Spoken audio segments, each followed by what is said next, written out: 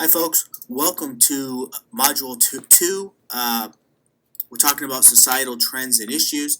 I really appreciate the discussion board conversation that's happening and the initial posts that everybody made by last night.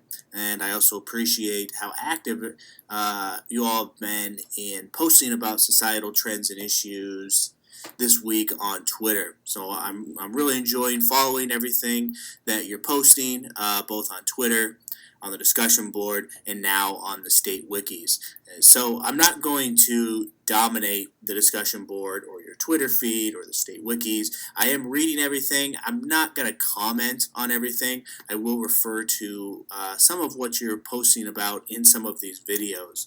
So, like I said in the introductory comments, I'm not posting the videos until the third day of the 4-day modules, for the primary reason of I don't want what I'm saying to dictate what you say on the discussion boards. I want to give you a chance to lead the discussion without my influence, and then I'll chime in with my comments and commentary on the third day and be more involved on the discussion boards themselves in terms of the replies and the conversations that we're having. So in Module 2 here, I'm going to provide a run-through of some of the societal trends that I have identified as having a significant impact on America, and showing you how almost every trend in some way is going to impact higher education in the future. So my hope is that after this module, you'll continue to see the importance of why it's important for us to not only follow higher education news, but to see what's going on across the United States and even across the world, although I'm going to focus a lot of what we're talking about today really exclusively on what's going on in America. So this isn't a comprehensive list because we could talk about all kinds of trends and issues, but I really hit on some of what I think. So America is, and this is how I'm going to present this whole presentation, is America is more diverse. By 2050, white non-Hispanics will be a minority of the American total population. And you'll see that the biggest growth is in the Hispanic population. The black non-Hispanic population is predicted to stay about 12%, while you see that the Hispanic population is expected to about double. And that's really where the biggest share of the growth is, and where you're seeing the white non-Hispanic proportion shrinking based on projections from 2010 to 2050. So one thing adding to this is immigration. But that's really not the biggest contributor to the Hispanic growth. I think the Pew Foundation and a couple other groups are citing that part of it is that white non-Hispanics are having babies at a far lower rate than the Hispanic population. So questions to ask about this trend and how it impacts higher education is, how is higher ed going to serve a growing Hispanic population? One big question that we're wrestling with right now is, how is higher education, particularly public institutions, going to go about serving and enrolling undocumented immigrants at public colleges and universities? Are they going to enroll them? Are they not? Do they get in-state tuition? Do they not get in-state tuition? So I'm not going to dig too much into this right now, because we're going to talk about this a little bit more when we, should be towards the end of next week, once we move towards talking about enrollment trends and issues. But do Hispanic students have different needs that need addressed as this population grows? One trend that is apparent is that there's a larger representation of Hispanic students in higher education that attend colleges or universities close to home. So that's more of a cultural difference, and that's a cultural trend to pay attention to, particularly for community colleges and regional colleges, where if we're predicting that Hispanic population is going to double from 2010 to 2050, our regional and local community colleges and regional universities are going to see a large increase in Hispanic enrollment. So how do these colleges and universities react to serving an increased population that's bilingual and potentially even has Spanish as a first language, or has parents that only speak Spanish? How do you work with those students and those parents that may not even speak English? So another way to look at this in how America is diversifying is the percent of total U.S. population, which you'll see here by race and ethnicity. This is just a different way to look at roughly the same numbers on the previous slide. That we're starting with 1960, 85% was white, whereas by 2060, this goes out an extra 10 years, predicted to be about 43%. Which group is predicted to have the largest growth? This is the Hispanic. There's some growth in our Asian population. African American, Black population is predicted to remain relatively in the same realm from 1960 10% to 2060 13%. That's not huge amount of growth, but it's that Hispanic population that we've really got to pay attention to. So currently, as of 2014, and this data is from PBS, there's just 4 states that have a majority minority population: California, Hawaii, New Mexico, and Texas.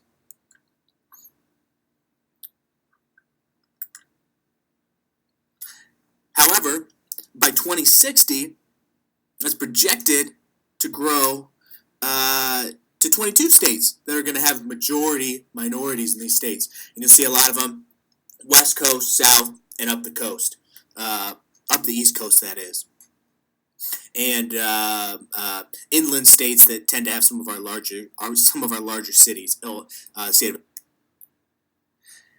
and by 2060, looking at the diversification of children, 2 groups that project nearly 2/3 of all children born in the U.S. will be non-white. So that's a huge change from a generation ago when just 1/4 of all children were non-white. So from 1980, 1/4 of children were all non-white. 2060, two out of every 3 children are projected to be non-white. So we, in higher education, have to brace for these changes. How are we going to serve a changing student body? And these are long-term issues that we as higher education professionals need to be thinking about. So America is returning to immigrant roots. This again, I believe this one's from PBS. The percent of U.S. population who are first or second generation immigrants. And this chart goes all the way back to 1900, where first or second generation immigrants was about 35% of U.S. population. So you kind of bottomed out in about the 1970s, down to about 17%, and then we've been climbing back up. So really, right now we're sitting, looks like 25%, I would guess, but they're projecting by 2020, 2025 or so, we'll be right back up to the percentages that we were right at about 1900. So America, as many experts are predicting, is returning to immigrant roots. And a lot of this is coming from Central and Latin America. America is getting older. So the baby boomers have started retiring, and they're going to continue to help grow the elderly share of the population. But it's not just that this population bulge is happening from the baby boomers, it's that people are living longer. So according to some of the last data, the U.S. life expectancy is roughly 78, almost 79 years old, and that's continuing to grow. That's up almost half a year even from 2009. So we are living longer,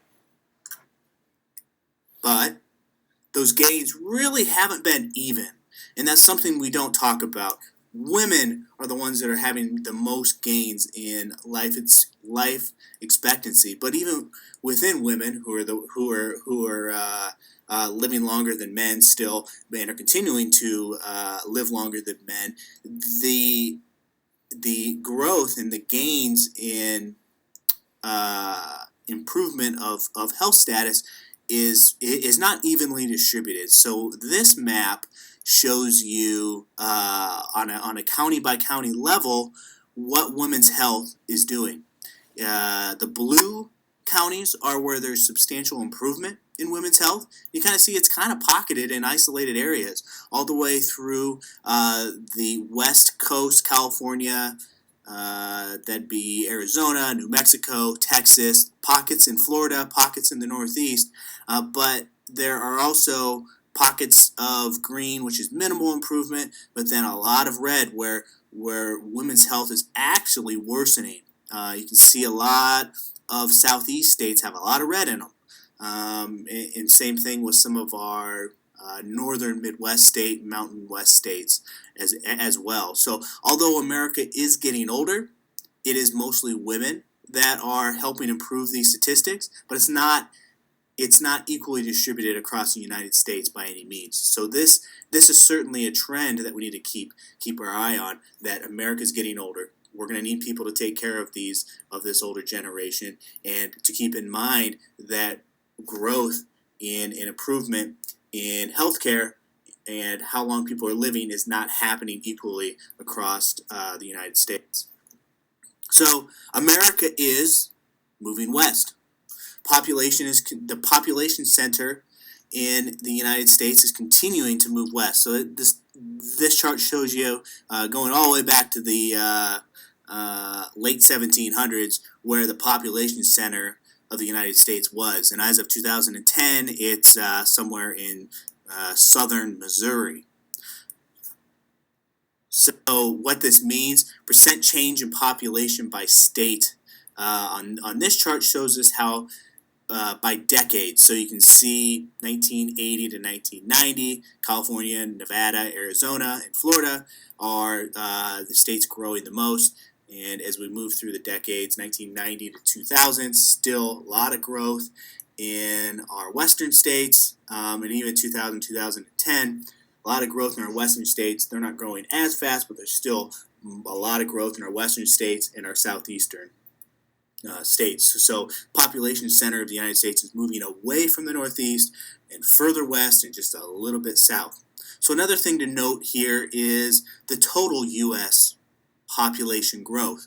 From 1980 to 1990 is 9.8%, 90 to 2000, 13%, 2000, 2010, 9.7%. So looking back even further, from 1950 to 1960, it was roughly 18.5% U.S. population growth. In the 60s, 13% growth, and in the 70s, 11% growth. So even in total, the U.S. population growth in percentage is actually continuing to slide. From the 50s, it slid every decade except for the 90s. We had a little burst of population growth, but we're now continuing to have percentages below 10%. So America is getting married later. So you can see here, and this goes all the way back to the 1890s. So really, actually, men on the top line, women on the bottom line. It's interesting to note, men have always tended to marry, it looks like, younger women. Okay, I guess I helped that. My wife's 3 years younger than I am. But you see, in 1890, men married at roughly 26, women at 22. This slowly actually declined and bottomed out with some of our baby boomers in the 50s, 60s, and 70s, and then has slowly come back up to being an average of just shy of 30 for men and roughly 26, 27 for women now. So if you look at this chart, you say, well, we're marrying older. Another way to look at this is in the 1890s, men and women didn't live as long. So men went almost half of their lives, if they're only projected to live into their 50s, being unmarried. Now, even marrying, even men marrying close to 30, we're still, especially women, are marrying still about 1/3 of the way into their lives. So there's a couple of ways to look at these, at the trend of getting married later, and it's not necessarily a singular issue of men and women getting married later in life. We also have to look at what percentage of life expectancy are men and women getting married. So if you consider those things in total, actually, if you're looking at percentage of life expectancy, men and women are getting married roughly the same time, maybe even a little earlier into total life expectancy. So America is not only getting married later, many are not even marrying. So in 1974, 70% of adults were married, 30% were unmarried. Now, there are more adults that are unmarried, at 52% versus 48%. And that's continuing to expand. So over the last, if we've seen that growth over the last 40 years, what are the next 40 years going to look like? So even though Americans are getting married later or not even marrying, we're not delaying having kids. So since roughly it looks like about 1980, 1980 is about where the blue line and the red line cross, and the red line is the median age of first birth, and the blue line is median age of first marriage. So after about 1980, the median age of first birth is younger than the median age of first marriage. So we're seeing that more and more women are having children before marriage, or having children when they're not even and then not even getting married. So that is a societal trend that we, even in higher education, need to pay attention to.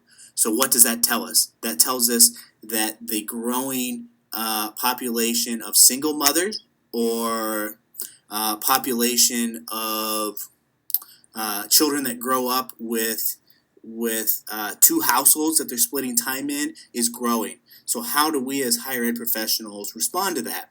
Who gets who is supporting children through college? There's a lot of things that we must consider, even from these types of societal trends. So America is more interracial. You'll see that interracial marriage has grown from well under 5% in 1960 to being over 15% of marriages in 2010 were self-described as interracial. And this data is coming from the Pew Charitable Foundation. America is, in total, more supportive of gay marriage.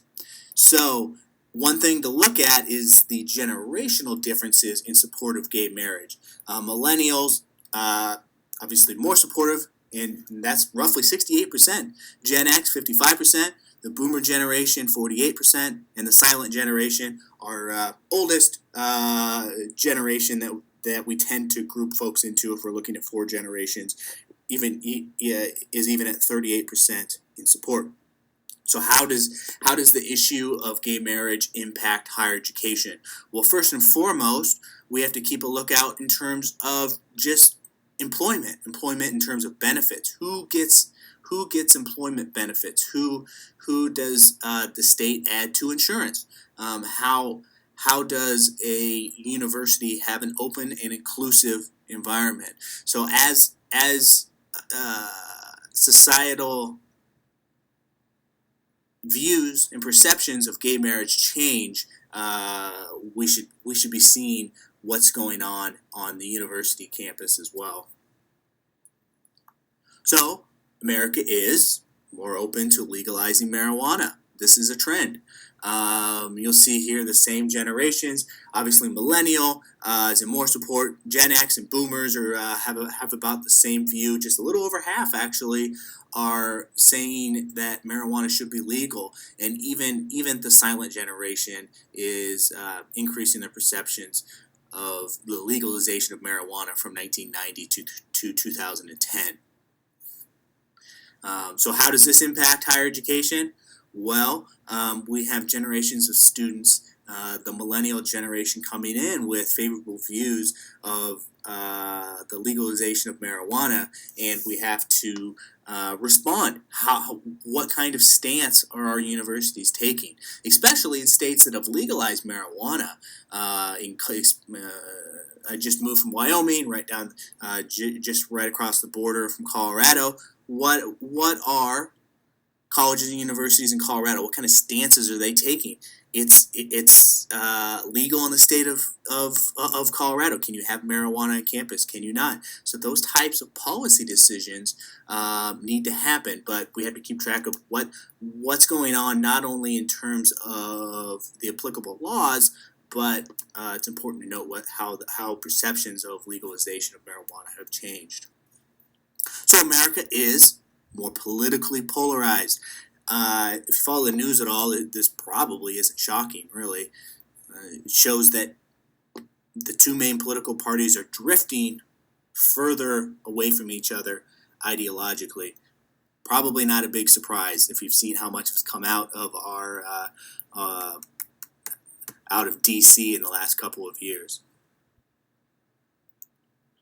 So how does this impact higher education? Well, and this is Doug talking here.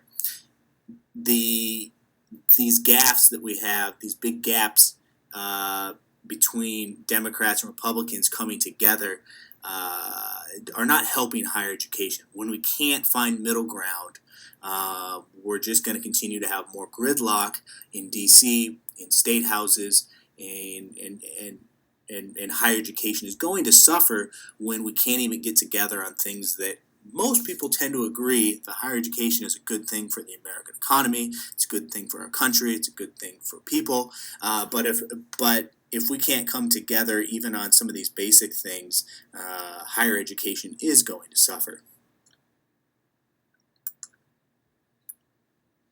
Okay, so this one's actually a little interesting.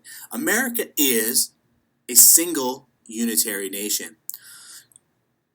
So this probably doesn't strike us as odd right now that the United States is a singular noun. But this wasn't always the case. This is a chart tracking words across different books across time. And it goes all the way back to 1760 is the beginning of this chart, and it runs through just a little after 2000. So in 1760, really all the way through about 1880, it was common, excuse me, for the United States to be used as a plural group of states in books. So the United States are this. The United States are that. But really starting in 1880, we had this crossroads, and now starting about 1920, about all you hear is the United States is this. The United States is that. So we think of the United States presently, and we still do, and I don't see any change in this, the United States as a singular noun. So why I bring this up is that as we continue to have political divide on states' rights, I just thought it was important to know that in our founding years, the United States was not always used as a singular noun. So America is less religious. As of 2013, the U.S. was the least religious it's ever been since the 1930s. So roughly, roughly 20% of Americans say they have no religious preference, which is even up 8% from 1990. So another way to look at this is across generations. On the left, we have millennials, and then Gen Xers, and then the boomers, and then all the way to the right, we have the silent generation. So really, from the silent generation to the millennials, we have 90% of the silent generation that say they are affiliated with religion, and only 70% of the millennial generation. So that's a 20% difference across those generations. So what this doesn't tell us is, well, when the silent generation was 18 to 20 years old, how many of them were affiliated with a religion? Likewise, looking to the future, the millennial generation, when they're in their 60s, 70s, how many of them are going to be affiliated with a religion? But even as a snapshot, we're seeing that as of right now, our youth are by far claiming less affiliation with religion. So it's important to note that to higher education, that each incoming cohort of students is going to have a larger percentage of students that just claim no affiliation with religion. So America, turning a little bit more towards some economic trends, America is more unequal. So you see here in this chart is the total income going to the highest income families. So the red line's the top 1% of income earners in the United States, and the yellow line is the top 0.5%. And you see that in 1920s, 1930s, we almost got up to about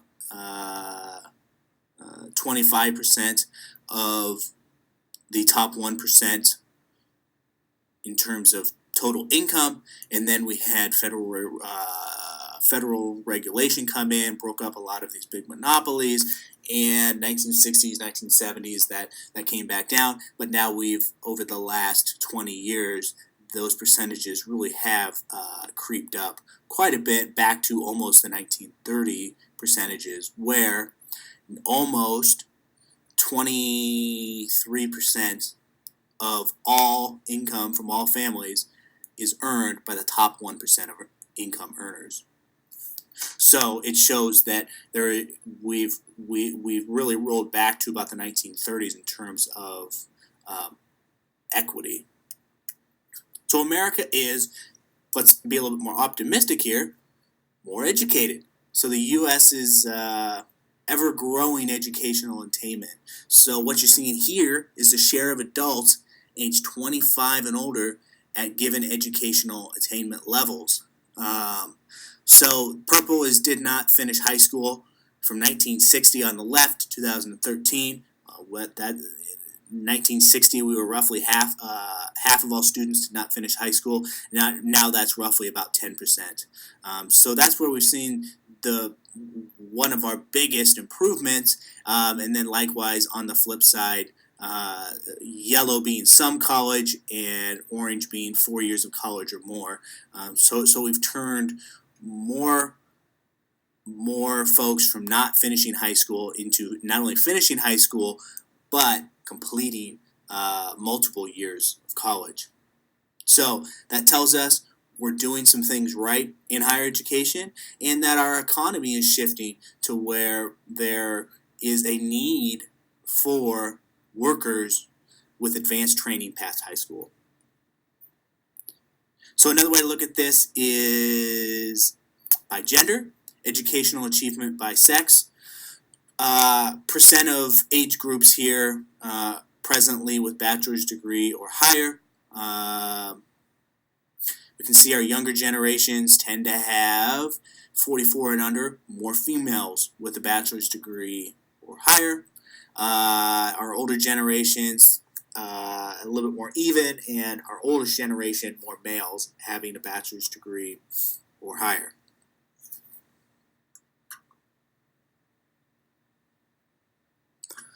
Okay, another way to look at how America is more educated is that whites without a college degree has decreased from 73% of working class in 1974 to just 47% of the working class in today. So there's a whole bunch of reasons why that might be, but one major reason is that the class of factory, auto workers, we have a lot of them in the state of South Carolina, are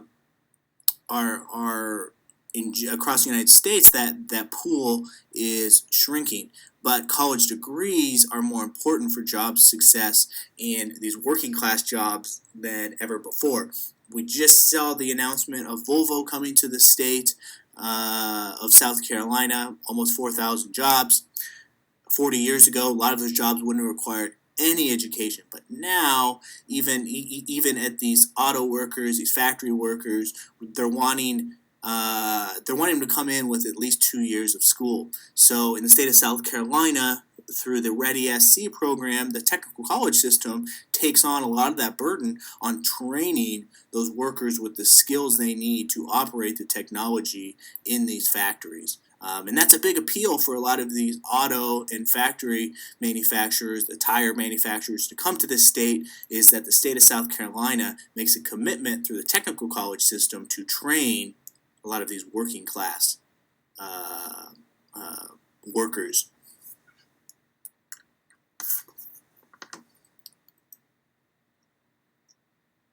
Okay, so America is leveling out the male-female balance in the workforce. So you see that here, that in the 50s, 60s, and 70s, the blue line, which is women, flooded into the labor force, and this really leveled off. And in the last 20 years, there hasn't been a big increase or really decrease, for that matter, in the percentage of women in the workforce. So you see there has been a slight dip recently. Some attributed that to increasing costs in childcare, which is also something that translates into higher education, is childcare. Childcare can be a major barrier, and that's something we really should talk about in terms of financial aid and cost to attend college. There's a wide range of different policies and support available for childcare for students, men and women, that need to attend classes during the day, and that are the primary caregivers for young children. So, although this slide is about workforce, it leads us to a discussion on childcare, which is something that we really should pay attention to in higher education. So America is still paying women less. Women's annual earnings as a percentage of men's has improved from the 1960s to 2010, but still lags behind. Still roughly a little under 80% of men's pay. So why is this? Well, women tend to get into less lucrative fields than men. They tend to take off time to raise children, which halts their upward earning trajectories, and women also tend to negotiate less than men. So how does this impact higher education? Well, I think this is one of the biggest trends that I think higher education can do a lot to help fix, in terms of how can we as higher education professionals encourage more women to get into science, technology, engineering, mathematics fields, those STEM fields we always talk about. How can we get more women into those fields that tend to be our highest earning fields, which are dominated by men for the most part? So as higher education, on an aggregate level, on a national level, we can have a big impact on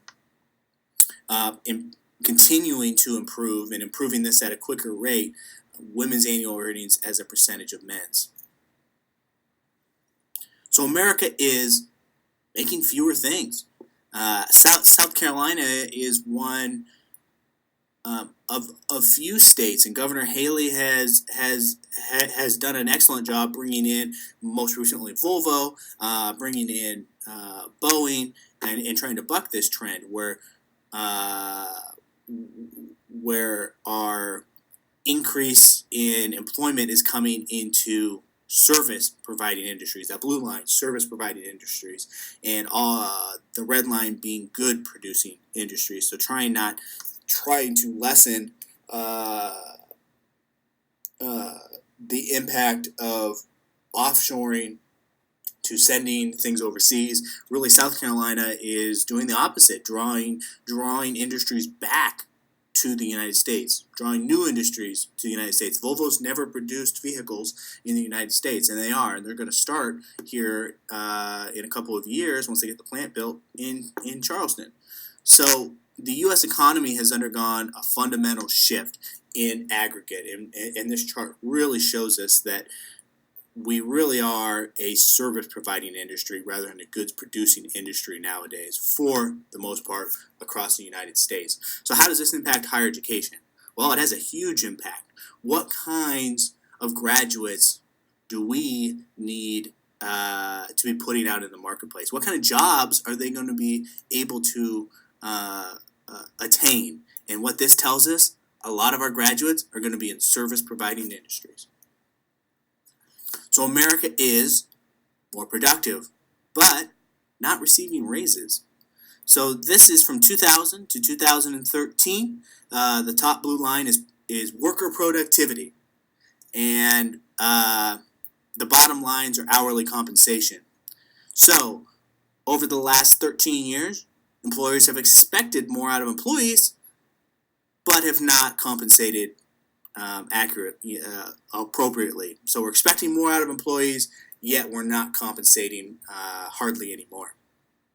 So that trend is certainly a little bit deflating. So America is in need of healthcare workers. So this is drawn from some of the things that you've already looked at in the readings folder. So the change in employment projection from 2020. One of the biggest areas of growth is healthcare workers. And this isn't necessarily doctors and PAs and really highly paid healthcare workers, but we need more folks that are going to be aides and personal care aides. And although there's going to be a huge need right now, those positions are some of the lowest paid in the healthcare industry for the working conditions, the working hours. So that's something that we need to wrestle with. How can we as higher education prepare more folks to be in those fields? Well, I think part of it is healthcare itself, talking about what kind of compensation, what kind of role these workers play. What projections and research is telling us is that they're going to be critical to the future of healthcare. We need to work with industry on how to show that in terms of value and compensation. So America is staying unemployed longer. So this is not a good thing. You'll see here that on the left, it's thousands of persons. On the bottom, it's the years from 2000 to 2014, and this is the number of folks, the blue line, unemployed 27 weeks and over. So that really has that spike during when that recession started hitting in 2008. It's coming back down, but that tells us from 2008 to really now, we've had a lot of people unemployed for over half a year or longer. So hopefully part of these declines in especially the blue line is that we've gotten folks retrained, we've gotten folks educated to where they can step back into the workforce. Hopefully we can say that that's part of why this trend is coming down. Part of it is the economy is getting better, but when the economy goes down, higher education enrollment, particularly at community colleges, goes up. So we have to always pay attention to what unemployment numbers are. So America is more overweight. So how does this impact education? You can see here that overweight is the green line, roughly 30% from 1960 to 2010, hasn't gone up much, but it's that obese line from a little over 10% in 1960 to being a little over 30% in 2010. So if we add obese and overweight, we have over 60% of Americans that are either obese or overweight. So how does that impact higher education? Well, we have to, how do we get our students more active? How do we ingrain that into our students, that activity, that physical health is important regardless of your field of study. And it also impacts higher education in terms of we're going to have to deal with increased health problems in 10, 20, 30 years from a population that has over 60% of our population overweight or obese. And the last thing I just want to show here is that America is divided. So this is from the Pew Charitable Foundation. Percent of Americans say there's a strong conflict between, you see the biggest bubble isn't a huge surprise. There's a biggest surprise that 81% say there's a strong conflict between Democrats and Republicans. But some of the other ones I think we are seeing. There's 58% of Americans say there's a strong conflict between the poor and the rich. We've seen that with some of this, some of these Wall Street protests and so forth. So 55% say there's a strong conflict between immigrants and U.S.-born people. We've had a lot of public discussions about how do we treat illegal immigrants in terms of letting illegal immigrants remain in the United States, giving them access to health care, giving them access to higher education. How do we go about this? What is our long-term position going to be? And more recently, we've seen a lot in the press about the black and white being a strong conflict. 39% of Americans say there's a strong conflict between black and whites. And this data is a little over a year old, so that very well could even increase. So bottom line, there are a lot of trends and issues that impact higher education. So I'm a big believer in that we should all be following what's going on in the American society and really even in the global society, to be thinking global. But for the purpose of today's video, I just wanted to talk about what's going on in America. But as we become more technology savvy, we really do have to keep track of what's going on in the world, what's going on with global trends. There's a lot of unrest in the world today, and that is certainly going to trickle down into higher education. How do we handle a growing base in certain parts of the United States, a growing base of Muslim students? How do we handle them? How do we protect them? How do we protect free speech? How do we become more international in our student experiences while still keeping our students safe in an unstable world in some respects? And then lastly, we really didn't talk a whole lot in this video about technology. Technology is a huge trend. Technology is reshaping higher education in many ways. So I didn't talk about that too much because we have a whole module where we're going to talk about technology in higher education. So my hope from this video is that you see how a variety of trends and issues impact higher education. So when you're looking at news, when you're looking at Twitter, after this class you can say, okay, so that's a societal trend. They're not even talking about higher education, but how does this impact what we do in the higher education world? So next up, for Module 3, we're going to talk about how the students' world is changing in today's college and universities and in the future of colleges and universities. As always, keep posting to the discussion board, to the state wiki, and to Twitter. Keep replying. I'm in there a couple times a day checking out what everybody's saying, but I'm not going to get in there and monopolize the conversation. So I'm very pleased with the way everything is going. If you ever have questions about the course, make sure you send me emails, give me a call, or if it's something that everybody else can benefit from, go ahead and post it in the questions about the course discussion board.